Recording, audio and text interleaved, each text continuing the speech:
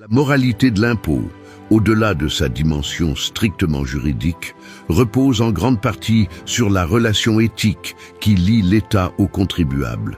Si la bonne intention de la puissance publique vient à manquer, si elle néglige son devoir fondamental d'améliorer les conditions de vie des citoyens, alors la valeur morale du civisme fiscal se trouve profondément fragilisée.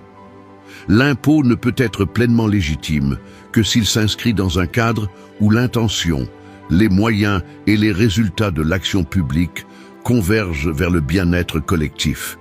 En effet, l'évaluation morale de l'impôt dépend d'abord de l'intention de l'État. Une fiscalité orientée vers le service du bien commun, la justice sociale et la réduction des inégalités inspire confiance aux contribuables. À l'inverse, une intention détournée, confiscatoire, partisane ou marquée par l'arbitraire mine la légitimité du prélèvement. Le citoyen n'est moralement disposé à contribuer que s'il perçoit dans l'action publique une volonté sincère d'agir en sa faveur et pour l'intérêt général. Mais l'intention ne suffit pas. Encore faut-il que l'État mobilise des moyens adéquats. Une politique fiscale juste doit s'accompagner d'une gestion rigoureuse des fonds publics, d'une transparence dans l'allocation des ressources et d'une efficacité administrative. Lorsque les moyens employés sont entachés de corruption, de gaspillage ou d'incompétence, le contribuable ressent légitimement une trahison du pacte fiscal. Cette défaillance technique devient alors une faute morale, car elle détourne l'impôt de sa finalité sociale.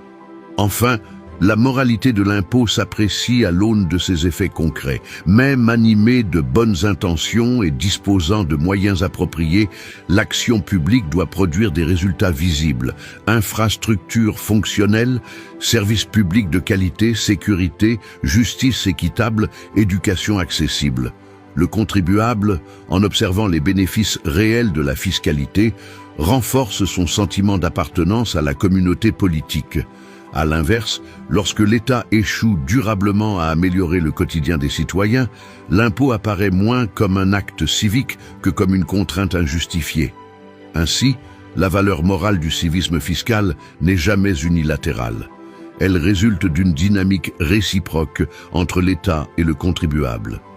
Pour que l'impôt soit perçu comme légitime, il faut que la puissance publique démontre, par son intention, ses moyens et ses résultats, qu'elle honore les obligations qu'elle impose.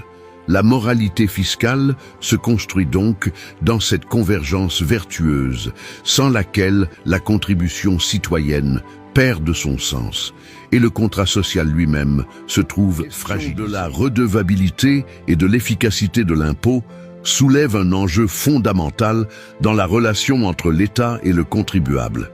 En effet, l'impôt n'est pas une simple ponction financière.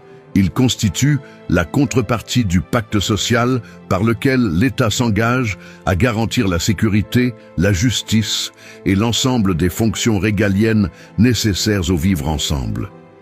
Dès lors, lorsqu'un contribuable est victime d'un acte pénalement répréhensible, vol, agression, cambriolage, et que l'auteur reste introuvable malgré l'intervention des autorités compétentes, une question se pose.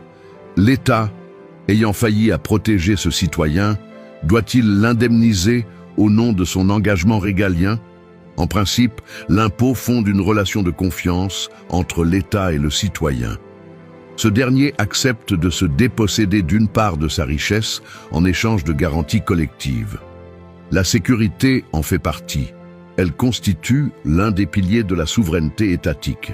Ainsi, lorsque le contribuable est victime d'un vol, d'une agression ou d'un cambriolage, il fait naturellement appel aux institutions publiques pour obtenir justice. Or, si l'enquête n'aboutit pas, si l'auteur de l'infraction demeure introuvable ou impuni, la promesse étatique paraît inachevée, voire trahie. La question se pose alors de savoir si cette défaillance doit ouvrir droit à une compensation. Toutefois, il convient de distinguer entre obligation de moyens et obligation de résultats.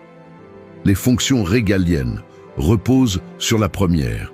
L'État doit mettre en œuvre les moyens nécessaires pour prévenir et sanctionner les infractions, mais il ne peut garantir l'absence absolue de crime, ni l'identification systématique de tous les auteurs. La société humaine, par nature imparfaite, comporte des risques que même un État efficace ne peut totalement éliminer. Exiger une indemnisation automatique reviendrait à transformer l'obligation de moyens en obligation de résultats, ce qui bouleverserait profondément le fonctionnement de l'État moderne. Néanmoins, l'absence de responsabilité automatique ne signifie pas absence totale de devoir. Lorsque les manquements sont graves, négligence manifeste, dysfonctionnement patent, défaillance de services essentiels, l'État peut être tenu pour responsable.